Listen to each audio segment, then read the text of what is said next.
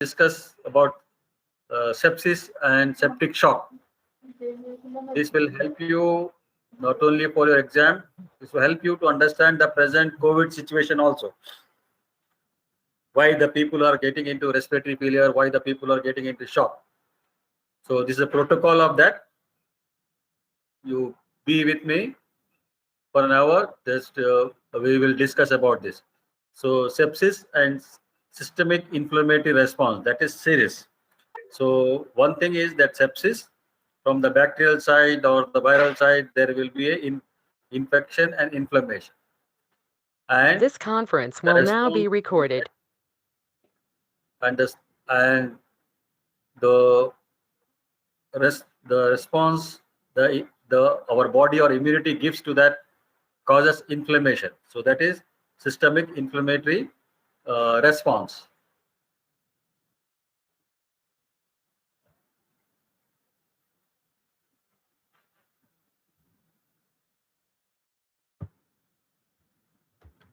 So sepsis and systemic inflammatory response, these are two different things. Sepsis means it is the infection of the bacteria or the infective organism that causing sepsis, and the response given by the individual is systemic inflammatory response, that is SIRS. So sepsis is one of the most common cause of multi-organ failure. So what happens when there is a sepsis somewhere, some infection somewhere, if it is not being treated or it not been controlled by immunity, then it gives rise to organ failures. Other organs may get failed. So this the response from the immunity side causes multi-organ failure. So more than two organs are failing means suppose the creatinine is going up or the saturation is going down or the central nervous system or the cognitive function is becoming down or liver function is becoming abnormal. So these are called as multi-organ failure. So sepsis requires presence of infection with resultant systemic inflammatory state. So there will be a resultant systemic inflammatory state. Organ dysfunction occurs from the combination of two processes. So one process is the sepsis, causing infection at that site where it is. But the body is giving an immune response to various organs. That is serious. So systemic inflammatory response syndrome. So definition of shock has been changing from time to time. So now the latest, the Union of Shock, they have third revision. So they have given the definition now.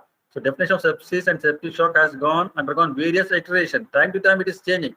It is difficult to describe the whole process in a one sentence is very difficult. That's why definition is becoming difficult to describe. You will come to know in the end of this lecture why it is so difficult to define sepsis and septic shock.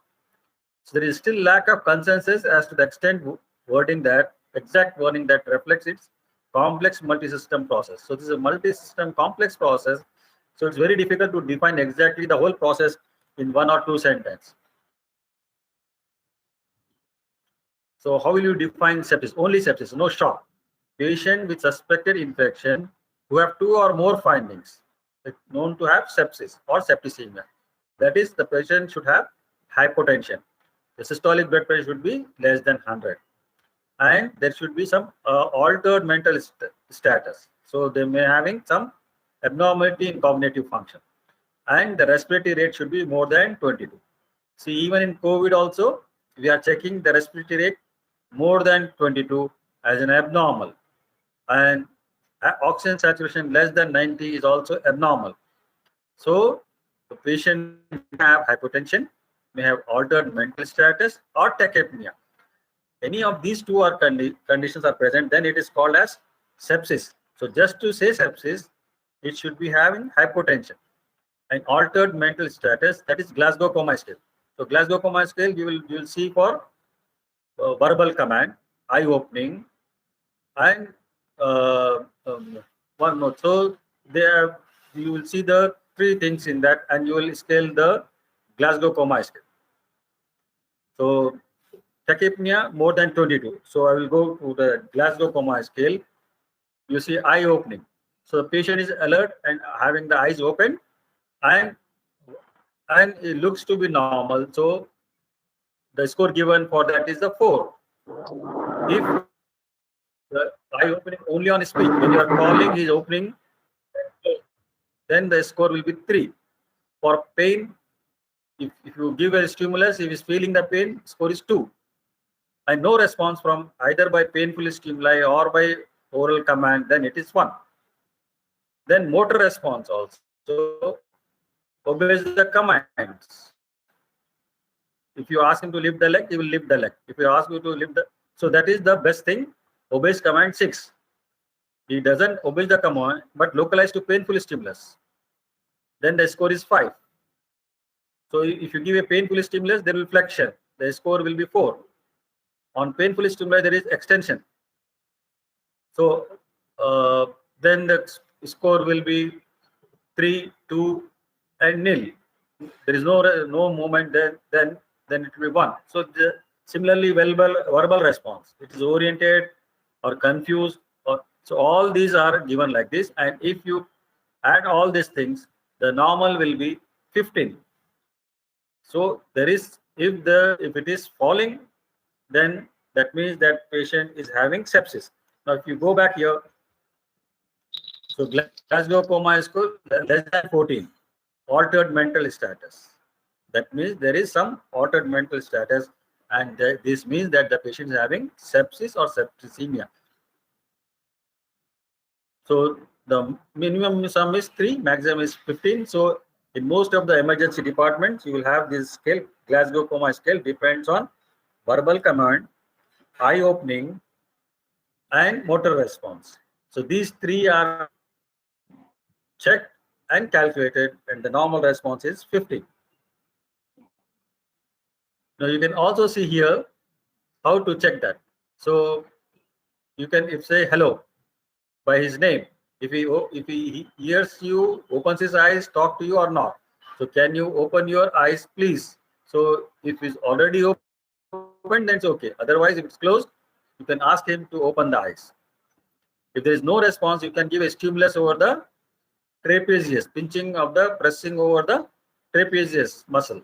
So whether he will open the eyes or not, if it is having more deterioration, he will not open the eyes, whether he wins or not. So you can check for that. Then pressure on supraorbital ridge. So if you give a deep pressure over the supraorbital ridge, many of the patients, if they are semi-conscious, they will open and they may try to respond. So if there is no response, even you can have a pressure with a pen or a scale over the nail beds. Earlier, we used to have give to pressure over the sternum. That is no more recommended now. So a patient who is comatose, not in the sense, you have to assess like this. So with this also, you can come to know, with this also, you can check about the Glasgow Coma scale, and the normal is 15, and this is the way. So this picture is given in your textbook. Go through it. Now, definition of sepsis, septic shock. You call that patient is in shock. If the patient have infection, but he will have only hypotension, altered mental status, and tachypnea, that is the respirator is more than 22, that means it is having sepsis. Now, when do you call septic shock? So all this put together, a subset of sepsis with underlying circulatory, cellular or metabolic abnormalities associated with substantially increased mortality. So when the patient is in shock, means he have increased mortality and you also have cellular and metabolic abnormalities.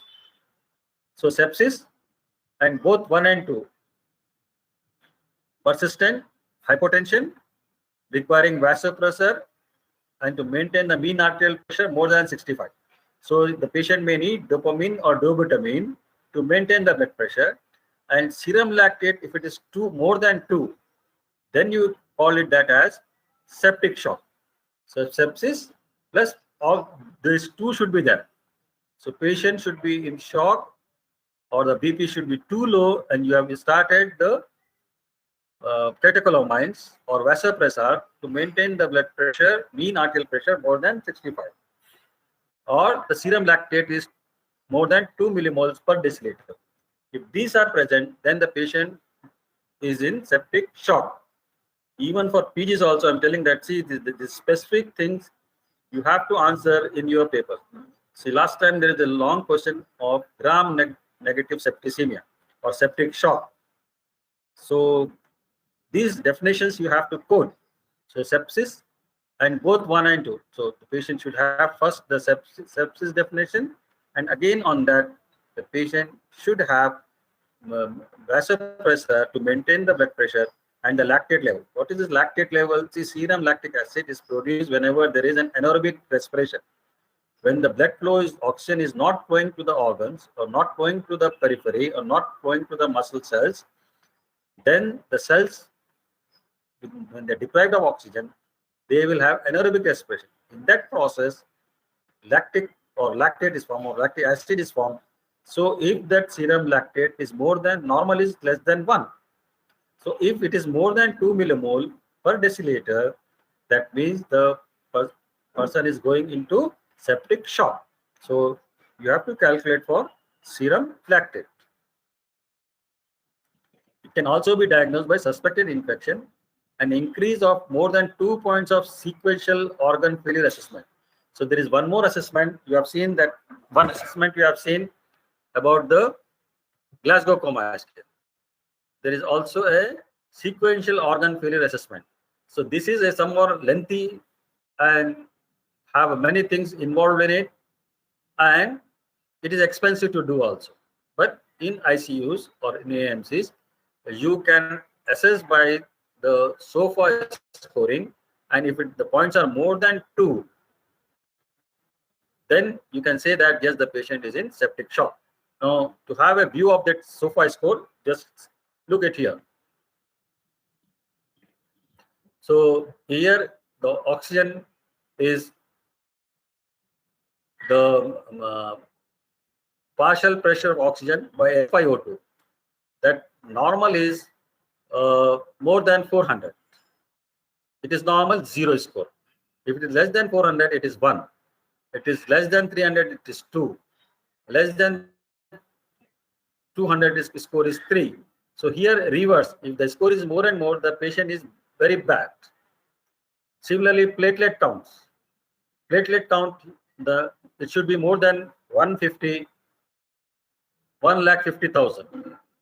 That is 1,50,000 to 4 lakh, it is normal. If it is less than 1.5 lakhs, the score is 1. So 2 is less than 100, that is 1 lakh. Less than 50,000, the score is 3. Less than 20,000, the score is 4. Similarly, serum creatinine, the third. The slide is not coming fully. There is some problem adjustment. So the serum creatinine 1.2 is normal. If it is more than that, that's 1.2, 1.9, the score is 1. So as the score increases, that means the patient is bad. So mean arterial pressure. The mean arterial pressure, if it is more than 70, it is 0. That's normal. If the mean arterial pressure less than 70, score is 1. If the patient is on dopamine or dobutamine, then the score is 2. If they are in more doses of dopamine, epinephrine, 3, like that. Then if it is more higher dose, score is 4. So similarly, urine output also last. If it is less than 500 or it is more than less than 200, so the score is 4 and 3. So there are 2 more scores it's hiding here. So with this, you can have a SOFA score. Now to have it, now you have to measure all these things. That the PO2 by fractional inspiratory oxygen, platelets, creatinine, liver function test, and serum bilirubin. This is serum bilirubin, last one, 4th one. Then the urine output. Urine output is a very good indicator whether the patient is in shock or not. If it is passing less than 500 ml in 24 hours, that is, or in hour, if you see less than 30 ml per hour, then also the patient is in shock. So these are parameters by which you can assess that the patient is in the shock or not. So because that is a very lengthy procedure to have a SOFA score, you go through in the textbook, you will get that table to calculate the SOFA score. So quick SOFA score, it is a short form of SOFA and can give you a better. So now you have a Glasgow Coma scale, SOFA scale, and quick SOFA scale. What is quick SOFA scale? Quick SOFA requires multiple laboratory tests and may be costly because you have to check for bilirubin, you have to check for oxygen level, you have to check for creatinine. So many things you have to check in that. So serum bilirubin. So it becomes very costly and very lengthy and takes long time. So for that, the quick SOFA score is proposed. It will identify patients at high risk of sepsis outside ICU in the ward or casualty. So a good house surgeon or a good internee, they can identify the patient without having all that SOFA score. So quick SOFA score ranges from 0 to 3 points with 1 point to each other. That is hypotension, less than 100. And tachypnea, more than 22 breaths per minute, altered mentation. What we have gone to the definition, same side, it is coming. So quick SOFA score is a short term where the patient is having low blood pressure, increased respiratory rate, and altered mentation. Altered mentation why? Because the blood supply to the brain is less and cognitive function has come down. So there is altered mentation. So the normal is 0. The score 2 points has a predictive value of sepsis similar to that of complicated measures of organ dysfunction. So more than 2 points have a predictive value of sepsis similar to that of more complicated measures of organ dysfunction. So you can go for Glasgow Coma scale, or you can go for SOFA square scoring or quick SOFA score. Either of these three, you can assess the patient whether they are in sepsis or in septic shock, whether they need catecholamines or vasopressors to increase the blood pressure and to. So because this is a very risky situation, if you delay in treatment, especially starting antibiotics, if the sepsis is there, every hour delay of starting antibiotics may have increased mortality. So early you have to start, whether you may locate the infection or not, but you have to start antibiotics very early. And to maintain the blood pressure, mean blood pressure should be more than 61. How will you calculate the mean blood pressure? Mean blood pressure is nothing but diastolic pressure plus 1/3 of the pulse pressure. Pulse pressure is difference of systolic and diastolic. So add these two, it should be more than 65. If it is less than 65 means the patient is deteriorating or the supply to the peripheral muscles is very low. So you have to maintain the mean arterial pressure above 65.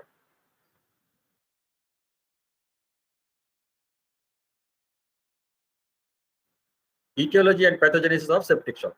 Process begins with infection in one part of the body. Somewhere in one part of the body, some infection will be there, some abscess will be there, or a liver abscess, lung abscess, mostly lung abscess, or pneumonia. Following pneumonia, the patient may go into septic shock following pneumonia, or the patient may have UTI, or they may have chronic inflammatory disease. From there, the infection may spread, or the patient has soft tissue infection somewhere, diabetic foot, or somewhere like that. So there will be sepsis in one part of the body. This triggers a localized inflammatory response. Now, so many things will occur once there is an infection. Once there is an infection, the infectory organism, whether virus or bacteria or fungus, may damage the cells. So with that, there will be a liberation of so many biochemicals, so many mediators. So that will have an influence over the immunological system. So that triggers a localized inflammatory response where the infection is. At this stage, appropriate source control. If you give an antibiotic at the same time, early stage, or you drain that pus from that area, then everything becomes normal. So at this stage, appropriate source control. And if the patient has competent immune system, a competent immune system means the patient should not having the diseases which compromise with the immunity, such as diabetes, HIV, or the patient or is on steroids. So these are autoimmune diseases. So there the immune system is compromised. So if the infection is there, if the source is controlled and the person is immunocompetent, most of the infection will be controlled. So most cases contain the infection, nothing will happen. It's called trauma to the leg. If there is some abscess formation, if the patient is competent enough, non-diabetic, no HIV, no other immunocompromised diseases, immunity is well maintained, then the patient becomes normal by its own immunity. But if it is not so, then the patient may develop sepsis, and sepsis will lead to septic shock, and septic shock leads to multi-organ failure and death. And this shock may be initially compensatory, that the body inflammation, body reaction or body immunity may be controlling that infection. So compensated shock. This compensated shock becomes decompensated, and the patient may have fever, may have hypotension, may have tachypnea, that is decompensated. Then if it is still prolonged, then the patient goes into irreversible shock. Once irreversible shock means multi-organ failure. The liver is not functioning well, the kidney is not functioning, lungs and heart, all organs are becoming weaker and weaker. So what happens here? There will be impending death. So if you delay the treatment, the patient may come to. So that's what happening in COVID also. If you correlate, I will tell you later on, if you correlate, even if it is a bacterial infection or viral infection, the factors are theory same. So if certain present, the infection becomes systemic. So you have to be alert whether this patient may involve the systemic infection or systemic inflammatory response syndrome or series. One is genetic predisposition to sepsis. Genetically, it is also seen that some people will have more susceptibility to develop sepsis and series. So you are seeing that even in viral infection, even in COVID, some people are behaving out of 5 people in the family, all may recover. In some family, all 4 may have serious infection or 1 may die. So there is some genetic predisposition to sepsis. So our genetic innate mechanism may be having some problem to easily acquire the sepsis and septic shock, or a large microbial load, the bacteria which has entered into the body, for example, crush injuries, road traffic accidents, crush injuries, or nearly some bombardment is taking place somewhere in Israel and Palestine. So people may develop this sepsis very fast. A large microbial load. So much so with COVID also. See, when you are with a person having COVID, if you are very much near in contact to him, lot many virus will enter into your body. That becomes very difficult for your body to fight with it. That's why we are asking you to wear the mask and keep a distance of 6 feet. Why? Because the viral load which is entering into body should not be too high. If you are with a person with a COVID infection, if you are too long with them, a lot many viruses can enter into your body, and your body have to fight with all those viruses. Similarly, bacteria also, a large microbial load will be difficult for you to handle. Then comes high virulence of the organism. The organisms may be strong, variants, UK variant, and some other countries' variants, and our variant. So the virus or the bacteria may change their immunity. They may change their antigenicity. So they become more virulent. So if somebody is infected with more virulent bacteria, that means it is difficult for him to fight with that until unless you use a suitable antibiotic. So large microbial load is one thing, and virulent nature of the organisms. So that's why we are confused with the COVID also, that the virulence of the organism is changing. And this second wave have that organism with more virulence, more number of deaths. So a large microbial load, high virulence, and delay in source control. So if the abscess is there, immediately you have to withdraw that or draw it off. If there is a liver abscess, you have to draw it off. Or a subphrenic abscess, you have to do immediate surgery. So wherever possible, if you think that there is a localized pus or sepsis or gangrene, that part has to be removed as early as possible. So delay in source of control, either surgical or antimicrobial. So antimicrobial drug has to be started very early in case of bacterial infection.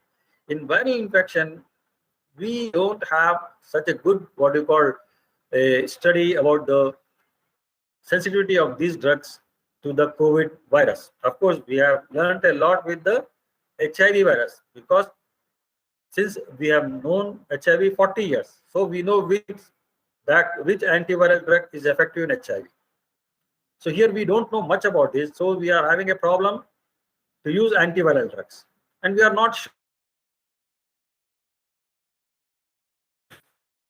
if you know whether it is giving a good results or not.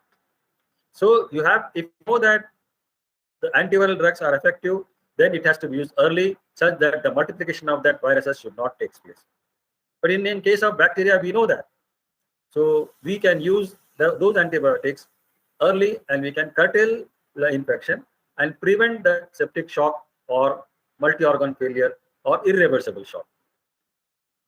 Resistance of the organism to treatment. We know that many of these bacteria may have resistance. But in case of shock, even if you are sending for culture, you have to use empirical antibiotic, because if you delay the time, just like you see in case of MI, if you are delay in treating with thrombolytic therapy or intervention, there will be loss of myocardium.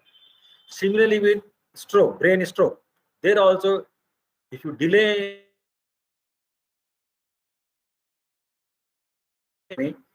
in dissolving that clot, or if you are not doing that embolectomy, then the infarction of the brain will be more.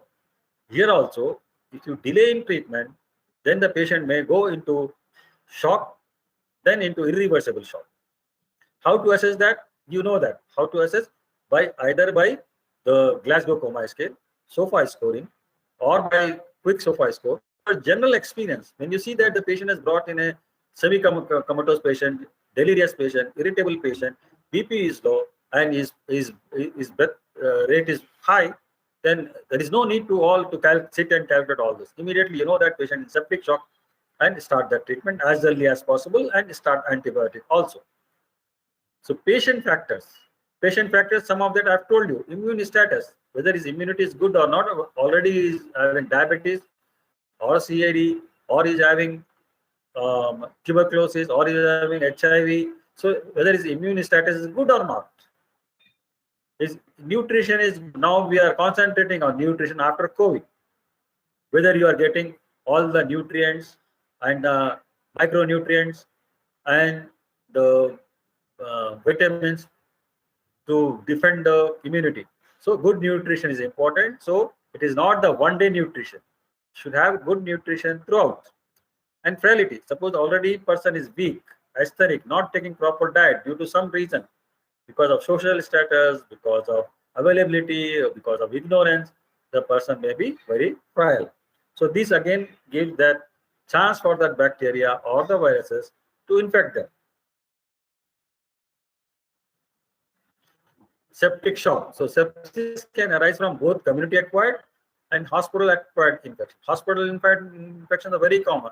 Hospital-acquired pneumonia is a separate entity. Hospital-acquired UTI is another thing. So many patients who are in hospital for longer time, now you can see that fungal infection, mucormycosis. So it is a hospital-acquired infection. Don't know the exact reason, but many of them are developing upper respiratory tract fungal infections. Pneumonia is the most common source. So from the lung infection, the patient can go into shock. Next common are intra-abdominal. So patient may have diarrhea, or may have gastroenteritis, or may have genitourinary tract infection because catheterization is done. So patient is bedridden or bed sores. They all leads to septic shock. So the primary disease you have treated, but the patient has developed bed sores and developed septic shock, and you may lose the patient. So like that, you have to take care of overall. Not only that, what you are treating the patient, you are getting a good results, but on the other hand, the patient is getting a hospital-acquired infection in various tissues. So septic shock organism, 62% will have a gram-negative bacteria. See, most of this shock is gram-negative bacteria. In question papers also, they may ask gram-negative septicemia, discuss about gram-negative septicemia. Earlier, we used to think that 80 to 90% of the infection is because of gram-negative only. But from various studies, it has shown that it is not so. But majority of the infection is because of gram-negative bacteria. But gram-positive can also cause septicemia and shock. Why gram-negative bacteria? Because these gram-negative bacteria will have a coating of polysaccharides over their cells, which can initiate septic and septic shock. So that protein coating over that gram-negative bacteria is used for developing shock in animals and to study about the shock. So you shock. So that is used as a agent to develop. If you extract that coating of that bacteria, gram-negative bacteria, so you can generate shock in individuals.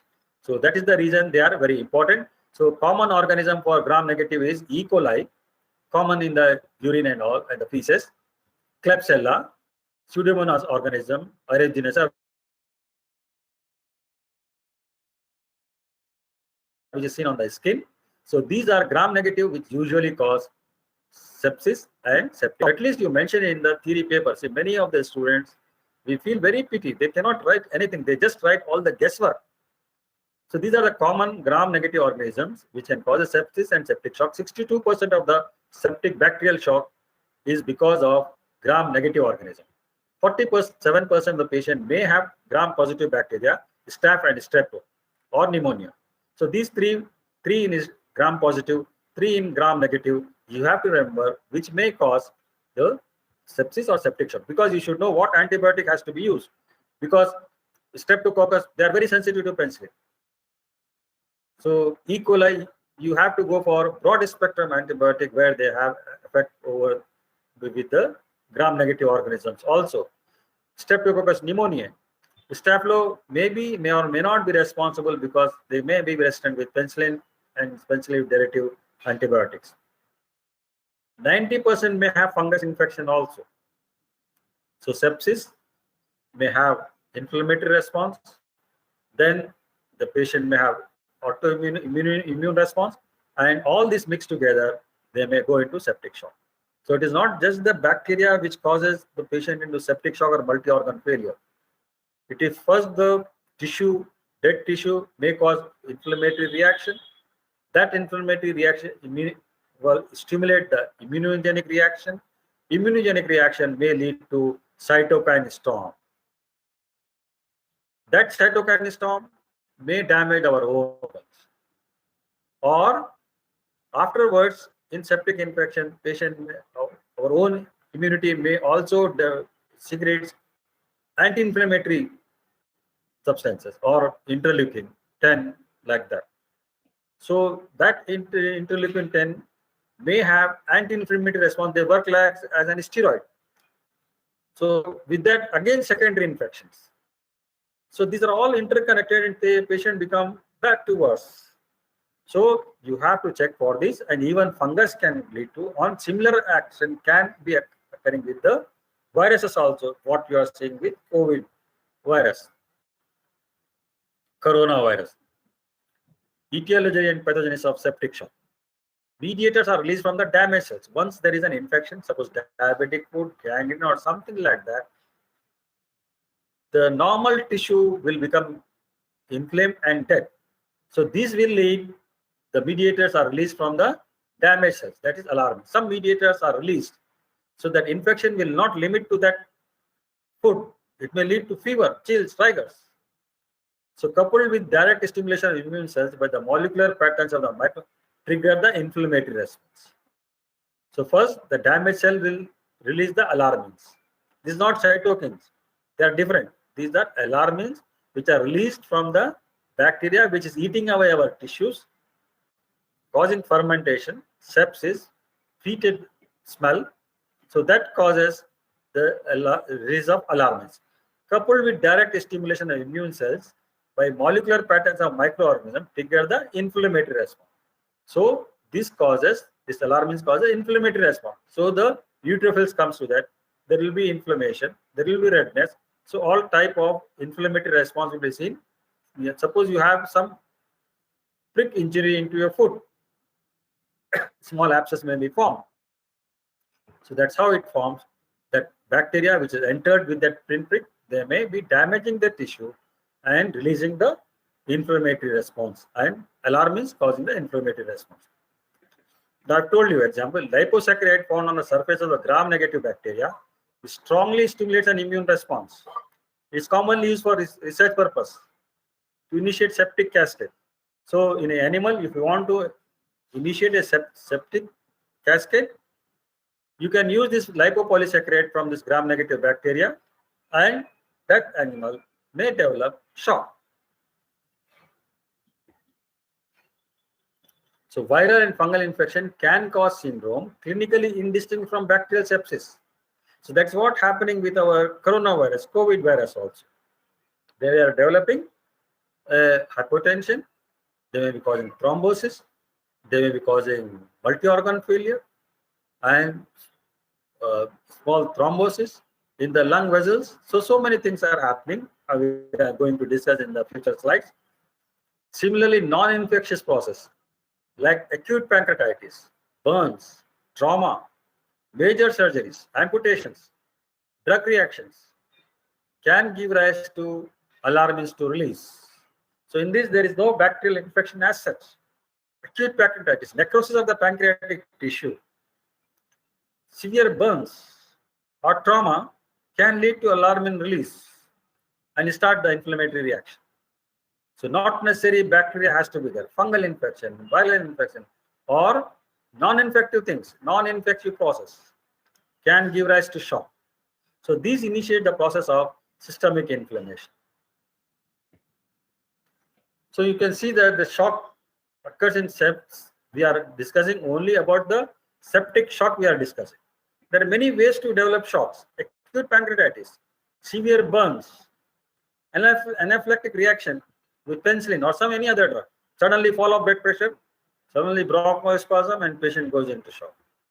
Neurogenic shock usually occurs because of trauma to the brain, or sometimes in case of cerebrovascular accidents or thrombotic strokes or big hemorrhages, they develop shock. The patient can go into shock. Endocrine shock you may see in case of glucocorticoid depletion. So you can see that if the glucocorticoids are not there, postpartum hemorrhage leading to that syndrome, they can have endocrine shock. So, or the failure of the adrenal glands can give rise to shock. Adrenal crisis can give rise to shock. Cardiogenic, myocardial infarction, a big area of the myocardium is damaged. So pump failure can be there. Similarly, inflammation of the myocardium, it can be bacterial, it can be viral, it can be autoimmune. So myocarditis. Arrhythmias, if the filling of the ventricles are not proper, they can go into arrhythmic shock. Similarly, obstructive shocks, you can see in tension pneumothorax, pressure in the pleura, compression over the heart can give rise to tension pneumothorax. Cardiac tamponade, pericardial effusions can give rise to pressure over the ventricles and have problem with the filling of the ventricle and diastole. They cannot enlarge and can give rise to failure. Restrictive pericarditis, when the pericardium is adherent to the myocardium and it's not allowing the ventricles to enlarge in diastole, filling does not take place, then the cardiac output falls and they go into shock. Pulmonary embolism. See, last year your seniors have this question, pulmonary embolism. Many could not write. They are explaining that the pulmonary embolism, the embolism is formed into the pulmonary vessels. It is not so. A patient who is bedridden, obese, after surgery, or patient having affinity to form a thrombus in the lower limbs, mostly in the lower limbs, it may occur in any place. So it is a venous thrombus. So that thrombus formation in the venous side will get dislodged and comes into the venous circulation and comes into the vena cava, then to the right atrium, then to the right ventricle, and goes into the pulmonary circulation by pulmonary artery and blocks the pulmonary artery vessels. So the cardiac output will fall because the flow cannot go to the left side, and the patient may have severe complications of mismatching of the oxygenation and perfusion. V by Q will be altered, and so many things happens, and the patient may have hemoptysis, have respiratory failure, and sometimes they may die also. So this simple mechanism they don't know. I'm not speaking about one or two students. Majority of them, 90% of them doesn't know what is pulmonary embolism. You are not serious at your say. What you write all nonsense in the paper. How can we pass you who doesn't know the basic things? Aortic dissection. You see the question papers of your seniors. It's very pity to see that how the students are writing. Not even 20% can pass from such a big this thing. Their knowledge they are lacking. Aortic dissection. Aortic dissection. You know, tube and tube like that. Aorta becomes just like tube and tube. Dissection means it will not have transfer dissection. The aorta becomes two layers, just like one pipe and another pipe. There also the patient can go into shock. Hypovolemic, you know that hemorrhagic, wherever severe hemorrhage can lead to hemorrhagic shock. GI losses, gastroenteritis, burns, polyuria, these all can lead to shock, but all will ultimately lead to the same thing what is happening. Because this thing commonly happens in medicine department, in casualty, in AMC, in ICU, everywhere. Some of the patient may go into this septic shock or non-septic shock. So we have to be aware of all these things and try to understand, and I try to treat such patients in the beginning stage only. So stages of shock, I've told you already, regardless of type of shock, it progresses through a continuum of 3 stages. Compensated shock, that means the person is not become bad, still it's early phase, but the blood pressure may be normal, intellectual function will be normal, there may not be any tachypnea. Body compensate by physiological response, counteract the initial insult. No overt signs of organ dysfunction.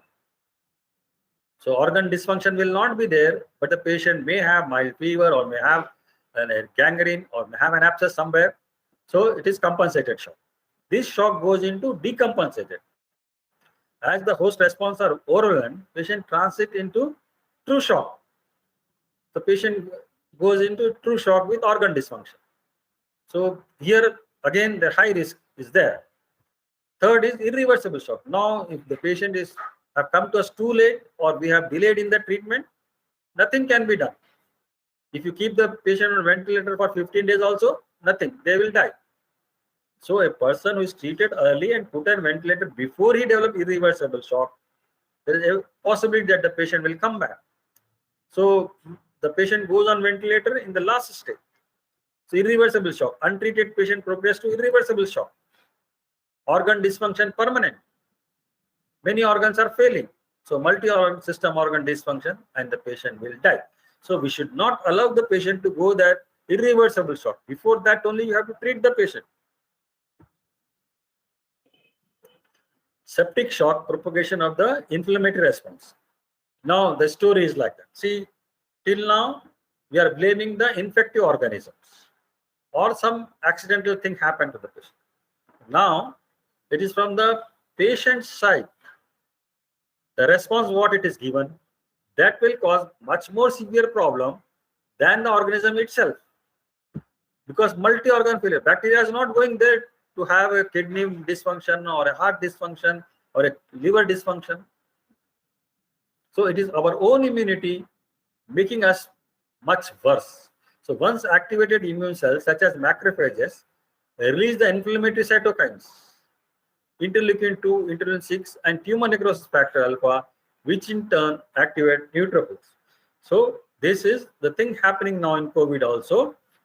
Our own activated immune cell macrophages releases the cytokines, especially interleukin 2 and interleukin 6 and tumor necrosis factor, which in turn activate more of neutrophils, and it will have various effects over the various organs. So activated neutrophils expresses adhesion factors and release various other inflammatory and toxic substances. So what happens, these neutrophils, they will attach to the endothelium of the vessels. They adhere to it and they goes into outside that vessel, and they take away the fluid. So most of the fluid and the platelets and many other things will go into the intracellular spaces, and the patient will develop shock. There is no history of loss of water or loss of blood, but the patient goes into shock.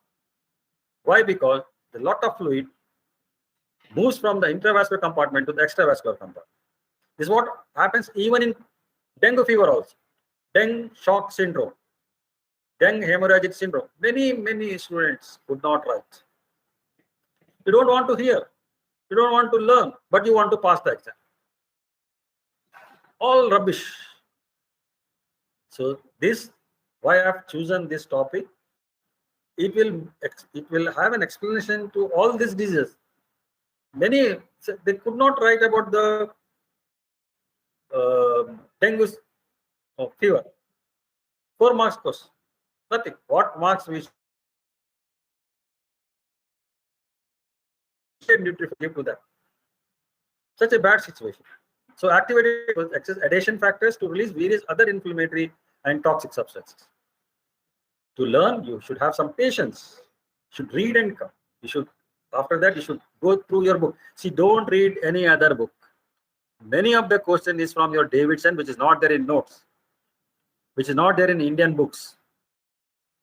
Many good students, they have written few answers so well and few answers so bad. Really, we are surprised with how they could write such a good answers in some areas and such a bad performance in some areas. So you have, once you are dedicated to become a doctor, you have to give time for understanding the subject and reading the subject also. So septic shock, propagation, the inflammatory response. So inflammatory response from the patient side. Net effects will be vasodilatation. So vasoplegia, the vessels becomes dilated because of these cytokines, and the intravascular volume of plasma will leak into the interstitial space and edema will develop. So there will be activation of nitric oxide synthesis enzyme. So nitric oxide is a vasodilator. We give this nitric compound also in angina and MI, nitroglycerin, because they are vasodilator. So net effects will be vasodilatation. How there is vasodilation occurs? Activation of nitric oxide synthesis enzyme from the endothelial cells and damage to the endothelium. So there will be damage to the endothelium. The bridge between the cells of the endothelium will leak the fluid into the interstitial spaces, and also the neutrophils migrate into the interstitial space.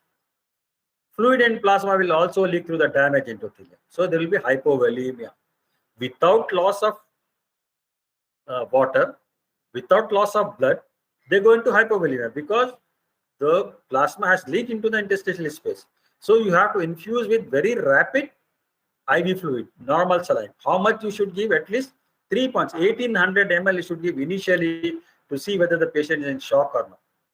So 3 units of normal saline or IV fluids has to be given in 3 hours. Within 3 hours, you have to give 3 bottles of fluid. If the BP is maintained, then that means the patient is not in shock. So first you have to give at least 3 units of fluid within 3 hours to maintain the intravascular volume and to maintain the blood pressure. So fluid and plasma will also leak through the damaged endothelium, causing edema and intravascular fluid depletion. So septic shock, activation of coagulations. Another thing happens. This is what happening in corona also. Microvascular thrombosis. When the thrombosis form, it will lyse also. That gives rise to D-dimer. degradation of the thrombus and the D-dimer elevation. So D-dimer elevation, why we are checking? Because in corona, when they are going into shock, there is a thrombosis in the blood vessels also, in the respiratory as well as other blood vessels also, there will be micro thrombosis. So damage endothelium triggers the coagulation cascade, where tissue factor is released, factor 7, and reduction in the protein C and S. All this causes microthrombosis. So with that, there will be a further thrombosis, and once there is a thrombosis, still again the oxygen delivery to the organs will not be there. So in short, what actual thing happens? The delivery of the oxygen will not go to the periphery. Each cell will not get its own oxygen supply. Because of that cutoff of oxygen supply, there will be elevation in the serum lactate level, anaerobic respiration, and further loss, there will be a cyanosis, peripheral cyanosis, central cyanosis, all will happen. So there will be a microthrombosis, which causes again the supply of blood to the distal cells becomes difficult because the small vessels are becoming blocked by thrombosis. Why thrombosis? Endothelium is damaged and the coagulation cascade starts with the tissue factor released, factor 7, and reduced activity of P and protein C and S all help together to form a micro. That's why we are giving antiplatelet drugs, antithrombotic drugs of COVID also. So thrombus forms within the musculature. So vicious circle of endothelial injury occurs because oxygen is not getting, again thrombosis, again thrombosis. So many vessels will have thrombosis, and kidney will have like that, liver will have that, heart will have. So they will go into multi-organ failure. So intravascular coagulation and microvascular coagulation develops, causes more tissue damage and further release of inflammatory mediator. So a vicious circle starts, mediators comes and kills the patient. Septic shock, activation of the cascade system. So in severe sepsis, intravascular coagulation becomes widespread, that I've told you. This is referred to as DIC, disseminated intravascular coagulation. How to manage, how to assess. A separate chapter is there. So you can read so many things from this chapter. So you should know there could be a question on DIC. So it is referred as DIC. Usually heralds the onset of multi-organ failure. So many more than 2 organs starts failing. Any and all organs may be injured by severe sepsis.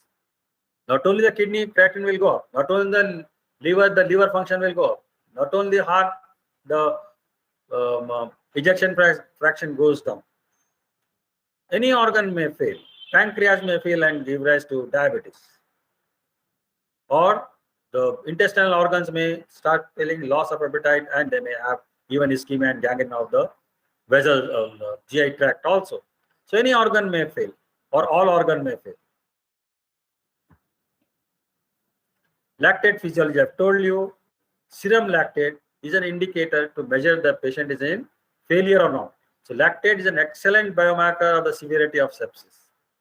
Hyperlactatemia, serum lactate more than 2.4. So the moment you suspect a patient with shock, start oxygen, take blood sample for blood culture and for lactate and for electrolytes and for creatinine and for LFT, one sample, send it off. Start IV fluid, fast IV fluid, 3 points in 3 hours or 2.5 hours. Give rapid, put a catheter and see whether the urine output is there or not. 30 ml per hour urine, if it is getting more than 30 ml, you are at safe side. The shock is not severe. If there is anuria for 1 to 2, 3, 4 hours, the longer it goes, that means kidney is failing. So putting an indwelling catheter is very important. Many students don't know what is indwelling catheter. In Viva, when we are asking, they are telling so many wrong things of indwelling catheter. Please see that catheter, visualize it, and try to read how to put an indwelling catheter. So you have to measure the urine output. So it is caused by all types of shock and not by specific for sepsis. So any shock, cardiogenic shock, whatever it may be, you have seen so many conditions of shock. I have showed you in the one slide. So any of these, this is important. So check for the lactate. But in cardiogenic shock, you should not give fluids as such if the lungs are already having crepitation. You should not give fluids to a patient in cardiogenic shock when the lungs are having crepitation. Any condition where the lungs are having profuse crepitation, don't give IV fluids because the pump failure is there. It's too late for shock also. Initially, when the lungs are clear, yes, you can give. No danger in it. So it is caused by all types of shock, not by specific or sepsis. A lactate of 8 millimoles per liter means the patient is dying. You can speak to the attenders that it's very difficult to save him because his lactate level is more than 8 millimoles. That means irreversible shock may have developed. So very high levels of serum lactate shows you that you may lose this patient. So you can have a good communication with the patient and their attenders. So lactate physiology, measured to optimize oxygen delivery should be sought. So oxygen, partial pressure of arterial pressure you should measure, and you should also measure the SpO2 in the finger, and it is also important to measure the mixed venous sample. That is, you have to measure the oxygen in the atrium or in the pulmonary artery. That also gives a very good result, but this is possible in higher center. But theoretically, you should know that oxygen, where it has to be checked, how it has to be checked. One is the oxygen saturation. In the fingers, you can see that is the pulse oximeter. One is the partial pressure of oxygen. You can check in the arterial blood, and FiO2 or that you can measure when the patient is connected with the ventilator. And mixed oxygen, that is oxygen in mixed blood. Oxygen in mixed blood is checked either in the superior vena cava or in the right atrium or in the pulmonary artery. That gives you very good information that I will tell you a few lines afterwards during the treatment of shock. Lactate physiology, measured to oxygen delivery. The adequacy of resuscitation measured by lactate clearance. Now the patient has come with lactate 6.